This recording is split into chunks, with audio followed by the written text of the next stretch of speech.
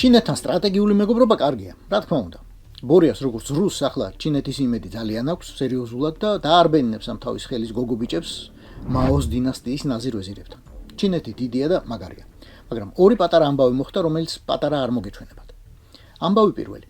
ოსლოს მერიამ ტენდერით შეისყიდა 300 ჩინური ელექტროავტობუსი, საუკეთესო ფასად, საუკეთესო პირობებით და ძალიან კმაყოფილი იყო შედეგით, რა კი 2030 წლამდე მთელი საზოგადოებრივი ტრანსპორტი ელექტრო უნდა იყოს. ოღონდ დაეჭვდა, როცა ავტობუსებს რაღაც პროგრამული პრობლემები წარმოეშვა და წარმოებელმა ჩინეთიდან ყველაფერი დისტანციურად მოაგვარა.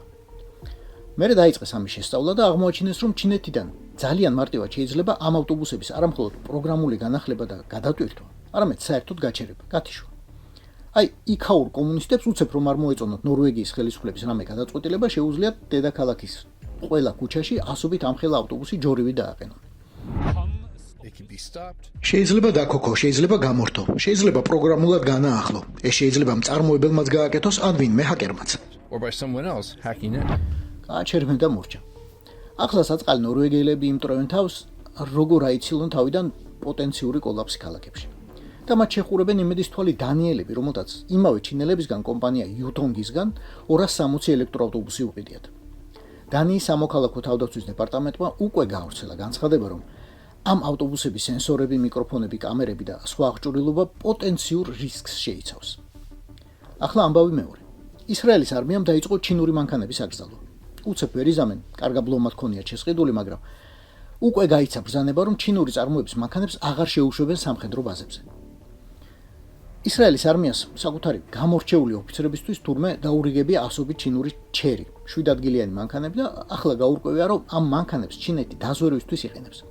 ზუსტად არ ამბობენ როგორ, მაგრამ შეგვიძლია ვივარაუდოთ, რომ იქაც როგორც ნორვეგიასა და დანიაში საუბარია ნავიგაციის სისტემებზე, კავშირგაბმულობაზე, მანქანის კამერებზე, ამ ყველაფერზე ერთად. ბაზებზე არ შეშვების რეჟიმი უკვე მოქმედებს. იანვრიდან კი ამ მანქანებს უბრალოდ მოიცილებენ თავიდან. უსაფრთხოება პირველ რიგში. რა მაგის პასუხია და მე ანაზდად კიდევ ორი ამბავი გამახსენდა. ორივე ერთ პატარა ქვეყანაში ხდება. პირველი. ამ პატარა ქვეყანაში დედაქალაქის მერია მეტროს 111 ვაგონისთვის 159 მილიონი ევროს კონტრაქტი გაუფორმა ჩინეთის სამხედრო მრეწველობით გიგანტს CRRC-ს, სანქცირებულ შეერთებული შტატების მიერ. მეორე ამბავი. იმავე პატარა ქვეყანამ უმთავრესი მტრის რუსეთის გამოცხადებული ჯაშუშები დაუბრკოლებლად შეუშვა საკუთარ სამხედრო ბაზებზე ფოტოებისა და ვიდეოს გადასაღებად. თავდაცვის მინისტრების პირადი განკარგულებით.